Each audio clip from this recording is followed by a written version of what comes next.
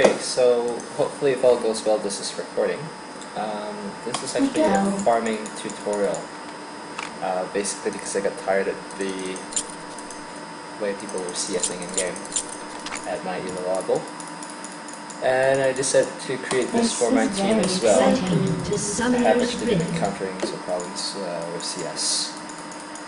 No insult to them, but they specialize in other parts of the game. And I am probably my team's CS specialist, so this is me creating a tutorial.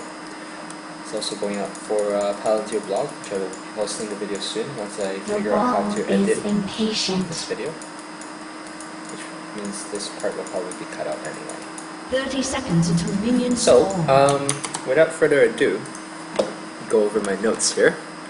Well, we'll basically start with a few basic definitions so that everybody's on the same page. Now, obviously this isn't going to be every single definition in the game, but for what is relevant to this tutorial. Basically, if I'm going to use the term farm in this tutorial, I am referring specifically to the accumulation of experience and gold.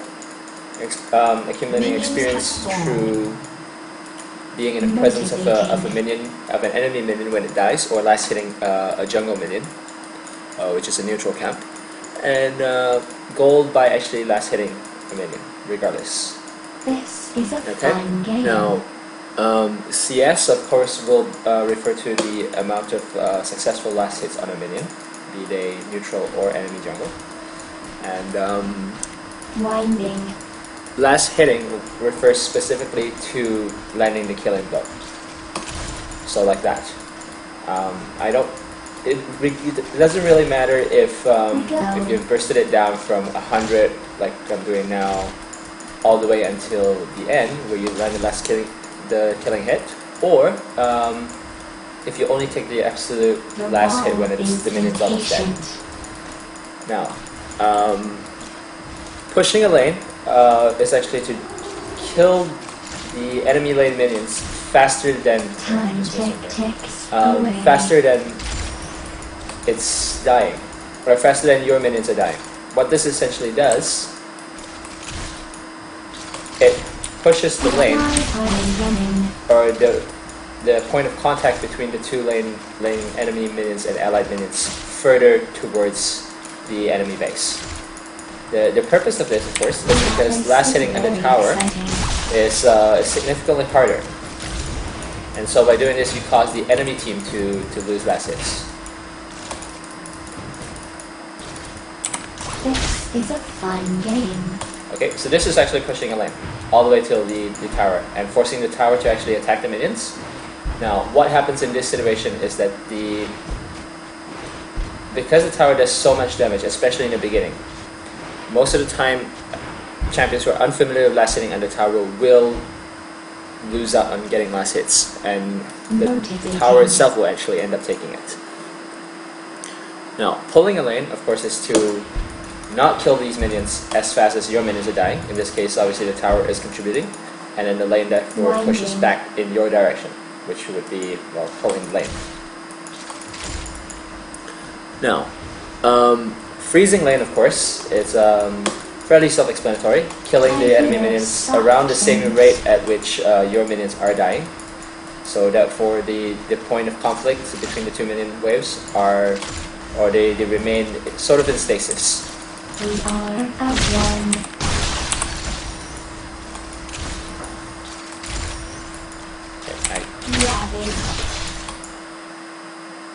Now, a wave clear, I will demonstrate later when I get a little bit more AP, is where you actually clear the entire wave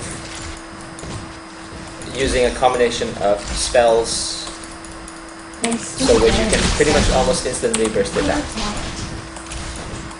The reason for that, of course, is to get the minions out of the way as quickly as possible, and then either go on to do other things, or force a besieged tower to actually attack enemy champions.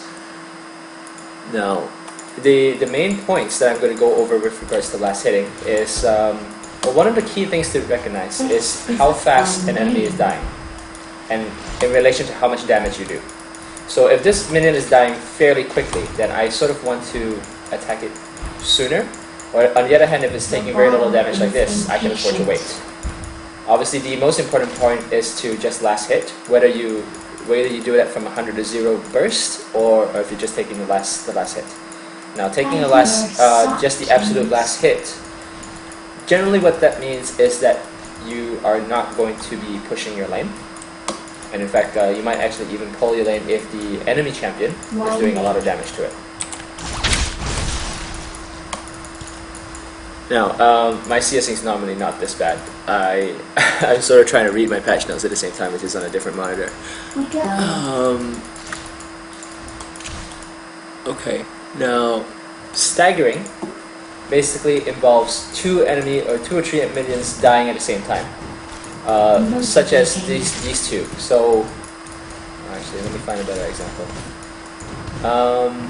These two will probably die at the same time. So staggering actually involves like attacking one of them once, and then waiting for both of them to decline. But because you've attacked one of them once, the one that you've attacked is actually going to die faster, and therefore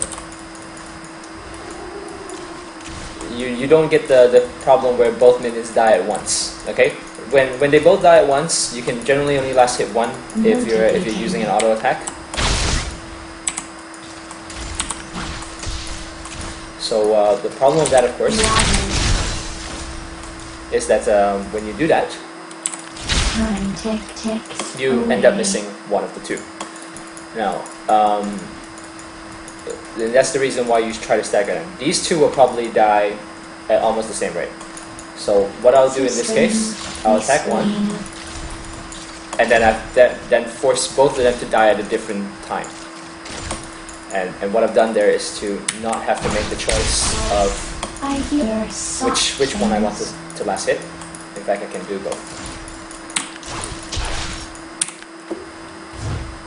So that's basically staggering. Those are the basic concepts of last hitting, recognizing how fast a minion is dying in relation to how much damage you can do with an auto attack. By doing so, of course, you are able to actually land the last hit successfully without having to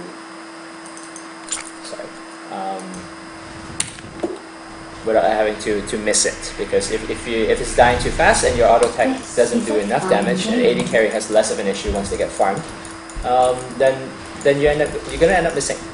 Or if you do or if you think it's not, if you miscalculate the rate of how fast it's taking damage, and then you attack it and it has too much health, then it doesn't die.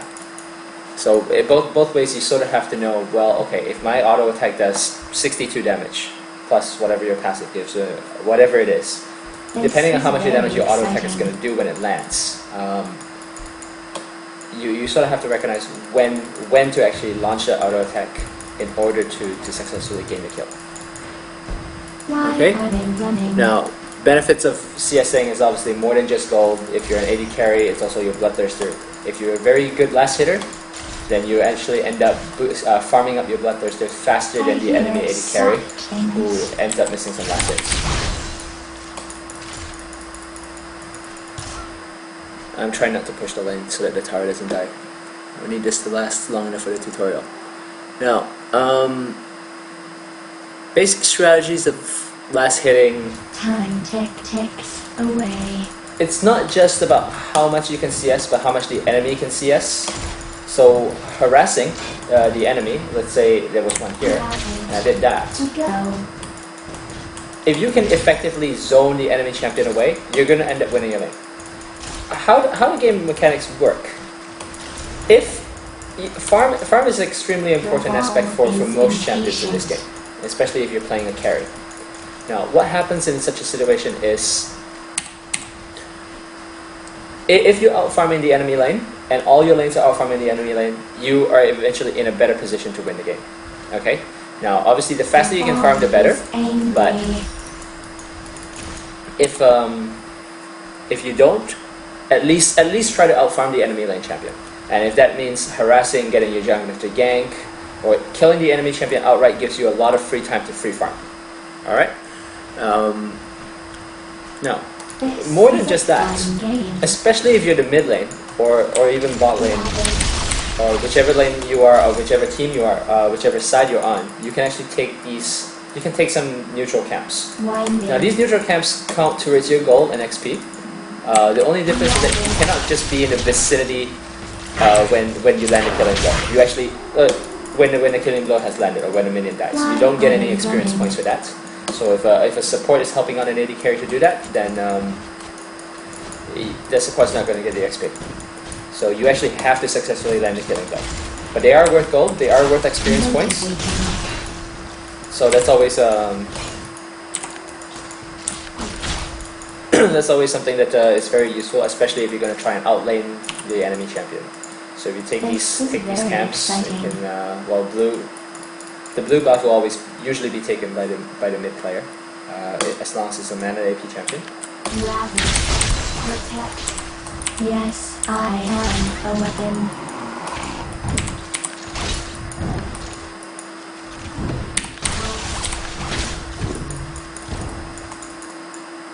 Why are they running? So yeah, all these here, they're worth gold. And killing the major minion in each camp will give you a little bit of health regen as well as mana, so that helps. Generally, how it works, if you can push your lane all the way to the end, when it then becomes dangerous for you to farm because you're going to be courting the enemy jungler to come and gank you, then you can actually take the time. Like this lane has been pushed, and you go take these camps.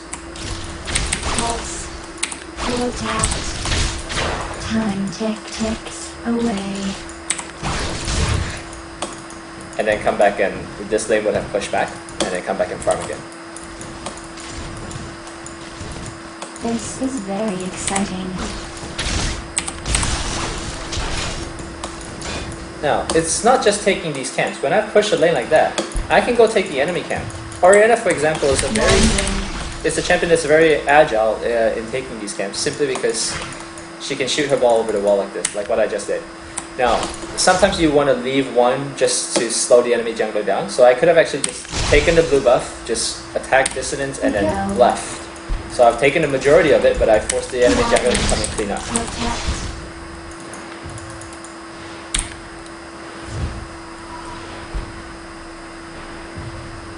Okay.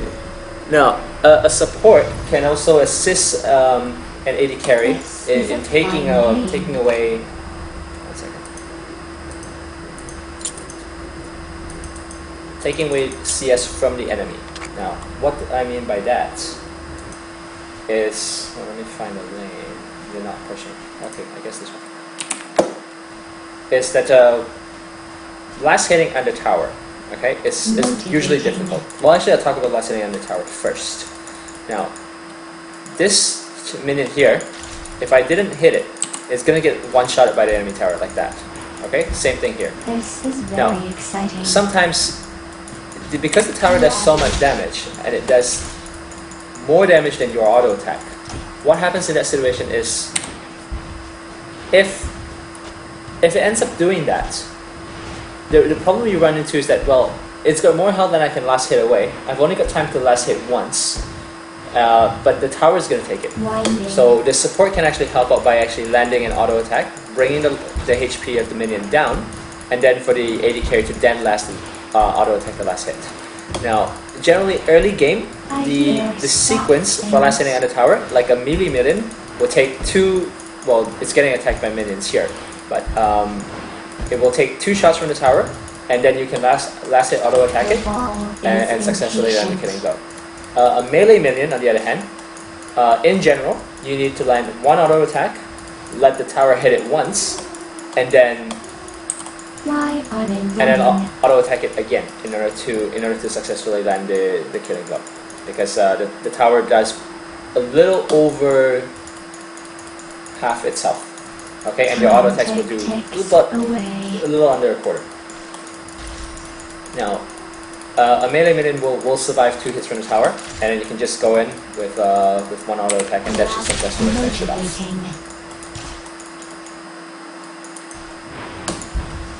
Now,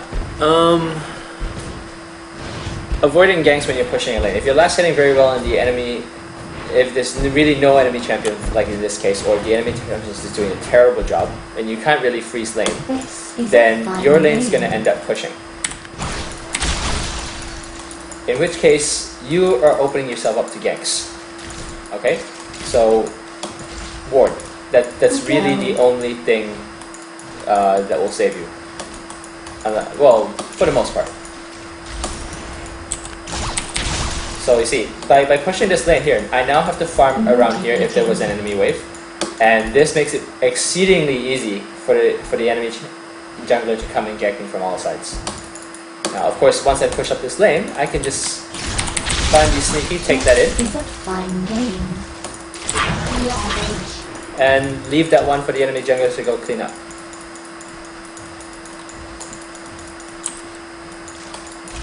Why do they keep breaking? Okay, I now have enough ability power to demonstrate a wave clear, which I will do very shortly once the wave shows up. A wave clear is a combination of skills that allow you to basically destroy the entire minion wave, or almost instantaneously. Different champions have, so that was a wave clear. Obviously it's not a full wave clear at this moment because I'm not exactly running 600 AP at the moment. But essentially what it does, you clear the minion wave as fast as possible, the whole thing, and you can pretty much get away with not having any minions left over once you finish your combo. Or maybe finish them, clean it up with 1 or 2 auto attacks. But essentially the whole point of a wave clear is to clear the wave as quickly as possible, and obviously by doing so, you also prevent your minions from taking last hits or the tower. So that's a very good thing, because if you're the one who's doing all the damage, bursting them from 100 to 0, and your own allied minions don't do any damage, you're almost guaranteed to have all the last hits. So that was successfully last hit. Different champions have different wave clear combos. Orianna, for example, is attack, dissonance, protect. Until she's very farmed, then she can just use her Q and E, which is attack and protect.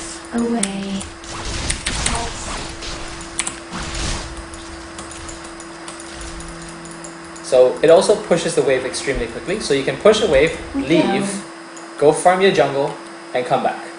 Especially if your jungler is topside, then these camps are pretty much free for the taking. Well, except for the red buff.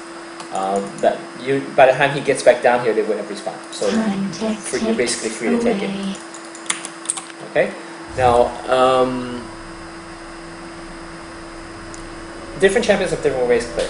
Some champions just don't do it as well as others, and obviously they're not as good for farming. Orianna is a good one. Each champion has a different combo depending on the champion and the kit. So what I recommend is always learn the wave clear for your particular champion, or for the particular champion that you're playing. It helps a lot. There's no doubt of that. Okay, so that's really about it. Situational awareness, nowhere where there's a lot of farm and your allied champions are not there to fight with you for CS. Because the priority for CS should go to the AD carry followed by AP carry. Generally the AP carry gets harassed a little bit less and ends up with more CS anyway, especially because they can take the neutral camps. A dominating AP carry will even be able to take away the enemy camps. Alright, there's no jungler to clean that up, so I have to do it. I believe that is about all for you. Oh yes, if you're anywhere above maybe say 1100 elo, your target CS rate should be approximately 100 CS per 10 minutes. That would be almost perfect. It's usually if you're hitting 100, you're playing virtually perfectly.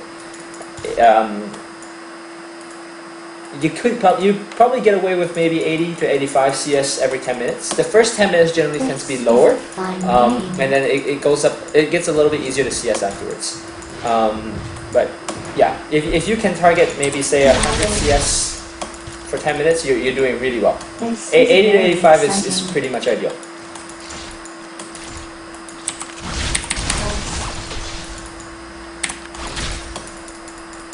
So yeah, 80 to 85 CS every 10 minutes is ideal for someone who's 1100 and above. I'm not going to talk about stratospheric elos of 2000, in which case you probably don't need this tutorial anyway. And you will be last hitting about maybe 100, 110 at that elo. Possibly more. I mean, if you're Froggen, you can expect 400 CS in about 35 minutes, give or take. Tower farm is always good if you get the opportunity to push down a tower, but if you're winning lane and you're successfully out-farming the enemy AD, you might also not want to push lane and destroy the tower, because that allows you to farm. And if you're farming better than the other guy, well, just stay in lane and farm, unless your team needs you. So yeah, that was a prime example of a wave clear, where I basically took all the CS just by using a combination of skills. And my minions basically do nothing. At this point, my minions are just tanks. They're just tanking the enemy turret hits for me. The ball is angry. And allowing me to push down the tower. That's about all they're good for by that point. Now, if you're the one who's over here and you're besieged, now in order to prevent me from attacking the tower, because the tower will hit me if there are no minions around, you're going to try and wave clear this as fast as possible. Once you've done that, then the tower will switch focus to me, as long as even if I'm not attacking you. Motivating. In which case, that slows down my assault on the tower. Your team has destroyed a turret. So yes, it's the first time I'm making this video. I'll probably remake it at some point, maybe, depending on how it goes. As you can see, I'm about 210 CS, about 21 minutes. That's about good. I actually missed a lot of CS earlier because I was trying to read my patch notes and everything. So I can usually get away with close to 100, maybe 110. I'm more of a CS specialist. I CS above my elo. My elo is lower because other aspects of my game is weak. However, the amount of CS I'm getting in this game is about okay. You can get away with that. So, 20 minutes, you get Chalice, and well, oops. You can probably go back, get a needlessly large rod, and probably a blasting one. I can get a void staff outright, but depending on what the enemy team is building, I might not choose to itemize that way. Why are they running? Obviously, getting 4 towers actually helps. So I got a little bit of gold there. I got about extra 600 gold. If we took a couple extra towers, if all these towers were gone, I would probably have bought a rabbit on that cap outright. So, and this is of course with no kills. So if you're getting a couple kills, your team is doing well pushing tower. By basically 23, 24 minutes in, you should have like you're halfway to your core build, if not the whole thing. In this case, Oriana, her core build is Athene's and Holy Grail, Rabadon Death Cap, and a Void Staff. Motivating. So yeah, you're basically almost halfway there.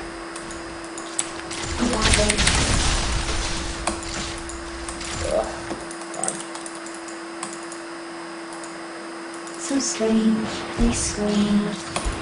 Yeah, essentially the faster you CS, or the more gold you gain from CSing on farming, the faster you build your core build, the more effective you are, and the faster you can end the game. And if you're out-farming the enemy team, then you're gonna end up winning the game eventually, as long as you don't throw the game with some ridiculously stupid team fight.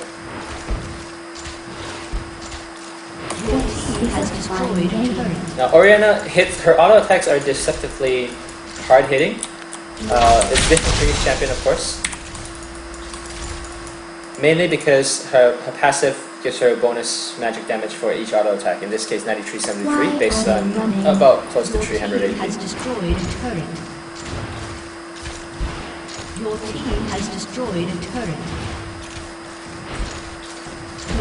Now, if you wave clear near the tower like I just did, the whole point is, if your minions are not fighting the enemy minions, they don't take damage, except for maybe an enemy champion. But if you're pushing and there's no enemy champion around, you're trying to kill this tower, clearing the wave means that your minions don't lose health fighting an enemy minion.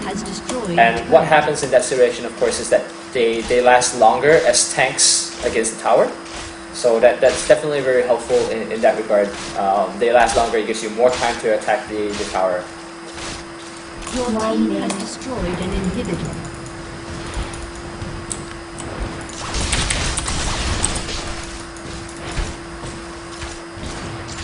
Ravage. Your team has Yes, destroyed I a turret. am a weapon. Oh, and yes, 25 minutes, I'm level 18 with no kills. Well, generally because I've been taking CS from all the lanes, but not that many of it actually. For the most part I was mid lane. If you're staying in lane and you're doing a lot of damage, you're taking a lot of enemy experience from the jungle, don't forget that does set your jungler back a little bit. Generally the understood practice right now is that the Wraith's camps generally do go to the AP mid if the AP mid is doing very well. The blue buff goes to the AP mid as well. So it does set the jungler back a little bit, so do bear in mind if you are taking jungle camps, make sure that your jungler doesn't need it as badly. Or if your jungler is somewhere else on the map and if you think it's going to respawn by the time the jungler actually gets there to take it, then feel free and go ahead and go take that. It helps you level up faster. I mean, you're level 18 with no kills in about 25 minutes, so that's obviously another advantage there. I think that's about all I have for the video. To be honest, I haven't actually thought this through that well. I will perhaps reconsider remaking this video at some point, but for the most part, this is what I have.